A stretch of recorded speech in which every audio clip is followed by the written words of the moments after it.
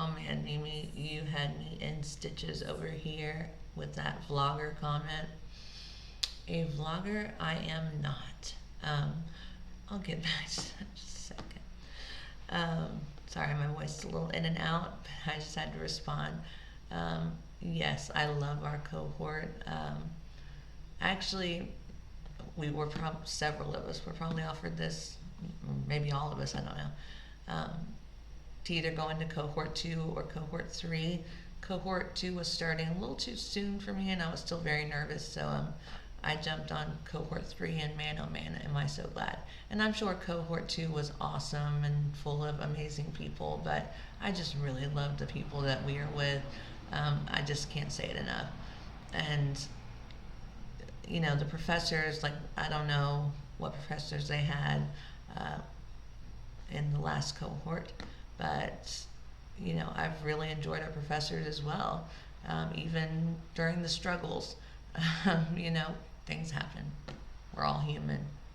So, but yeah, it's a great thing, and we've had a great time, and it's almost over, which is kind of sad, but at the same time, super exciting, because who isn't ready to have this off their plate? Am I right?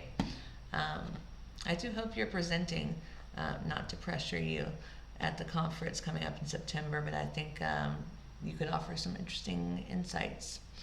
And I'd really like to be there to hear you speak. So, which, by the way, I got talked into doing it, which I'm glad I'm doing it. I've never presented before. It's only 15 minutes. I can do it. And my sister, Tiffany Fortner, is, growing up. Who would have thought? But total sweetheart, love her to death. Yeah, she wasn't that bad growing up. We just were sisters. But anyway, yeah. Little sister helping big sister this time out, since she's presented before, and she's going to be my backup, my support, and God bless her. I love her. Let's see. So, yeah, looking forward to this class. It's going to be interesting. I'm now currently teaching science. When I started this program, I was teaching math, and I'm on the science track. So it was all very confusing at times. But now I'm like finally where I'm supposed to be on science, and we're in our last semester. And I'm taking animal which is good, but then the theory, pedagogy, and math, which is also good, because my ultimate goal is to get back to math, or maybe teach both. Who knows? We'll see. Let's see. Okay, I'm going to end this with the vlogging bit, because I am not a vlogger. I'm not a TikToker. I don't do any of that stuff. The closest I ever came, because I'm super shy, believe it or not, the most I talk is on stuff like this or when I'm writing. But you get me face to face in person, and I'm terrible with small talk. So I have to be speaking to someone who is willing to do the talking and just kind of let me pipe in here and there, unless we actually get into something that's, I don't know, work related, where I have confidence, or anything else I'm interested in, hobbies, whatever, that I have, a deep knowledge of. And then, of course, there are close friends, and that's different, because then I just am who I am and totally relaxed. But it's hard for me to be that way just in general. And I've struggled like that since I was a kid, so I get what a lot of my middle schoolers are going through. And I tell them that. They don't believe me, but it's true. They also don't believe I was an 8th grade cheerleader, but I was. Brookwood. Yeah. It's still strange to think about. All right, so when we did the whole hybrid teaching and learning, I think that's when kind of the training wheels came off on me, and recording myself teaching mini lessons, things like that, or just videos to reach out to the kids and communicate with them and their parents.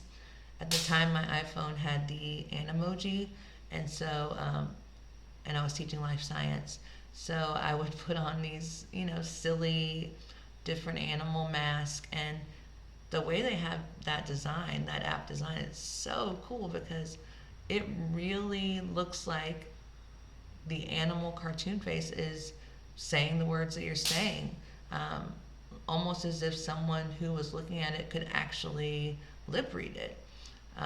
It even has your facial expression, so it's just very, very cool. And I used that a lot, which made me more comfortable. And the more I used that, the less I actually needed to use that. So that was interesting. And I think that could be of some help to a lot of people. Um, I'm sure someone out there has already considered doing, a project like that or research like that, but there it is, an idea if it's not already out there. Let's see. So that was fun. I used to use Trash Panda a lot, which is a raccoon, for those of you that are not me. And then one summer I started a Go STEAM program through, Georgia Tech, through Lilburn Middle School as well. I was the teacher sponsor, and I was working with I was on the EL Academy team, ML now. And these are students who are level 1 through 3 composite scores on the access test, so, or new to the countries. And their families, they don't typically speak English at home. So the students, they struggle a lot with not just speaking, but of course, definitely reading and writing. So anyway, we were working with them on this year-long Go STEAM initiative, and it actually worked out really well. We ended up doing our project on dichotomous keys, so second semester. I still have pictures of that. It's very, very cool, and the kids did an amazing job. But what I'm trying to get to is the fact that one of my summer projects before that, to kind of get ready for Go STEAM and be a part of that, we did a lot of field trips, went to the High Museum, went to different museums, went to SCAD to see the, what's it called? Oh my gosh. Black Panther costumes. Wow, that just slipped. Yeah, we had so much fun. Sabrina Grossman was the lead of that, and she is amazing. I'm not quite sure where she moved off to now, but I don't think she's with them anymore, or at least not in that department. At any rate, one of my things we did was we made a video and a slideshow using Canva of Voices of STEAM, and our focus was on Representation Matters, which if you've read anything I've written since we've been in this cohort, you know that I have a big, big passion about representation in STEM and STEAM. So that kind of is where that came from for me, in addition to running the Lilburn Middle School, or sponsoring Go STEM after school program once Georgia Tech had to back out of the research project and ended after 6 years. And their intention was to get more Latin youth to eventually move on into higher education STEM fields. So after 6 years, of course, they would have found out if some of that was happening. So I did that on very little to no funding. My last year there, I finally got Paige to award me $500, which went to the next year's group. So I'm happy that they had that, but I was not there. I was over at Shiloh.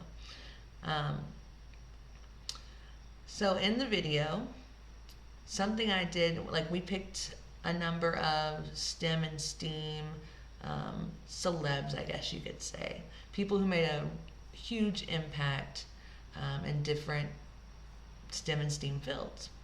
Anything from Nikola Tesla, Katherine Johnson, we had football player, John Ershaw, and Missy Elliott, because I love Missy Elliott, and let's just say it, there's nothing she cannot do, and she is 100% a STEAM innovator. So we had all those people, and in between we would talk about different demographics of people and what their most recent documented representation was in STEAM and STEM fields based on the most recent Pew report. If you don't know what that is, you may want to look into it. It's got a lot of stuff. I first heard about it when I was working as a probation officer, maybe even a correctional officer. So like I said, it's got a lot of stuff in it. Anyway, for Nikola Tesla, I decided to use the Animoji app and make myself into Nikola Tesla Now, I had just finished watching Doctor Who, a Doctor Who episode with him in there. Not him, but, an actor playing him. So I was feeling inspired, and I thought, I can pull this off. I'll wear one of my dad's jackets, a tie. We'll do it in um, black and white. It'll be fine. I'll put on an accent, which I'm terrible at, by the way, but I did it anyway. I'll talk a little bit about Nikola Tesla, because he's interesting, right? He died penniless. He was stolen from. And again, representation matters, and that man was, well, I can't say the kind of words that need to be said right here, so I'll just stop.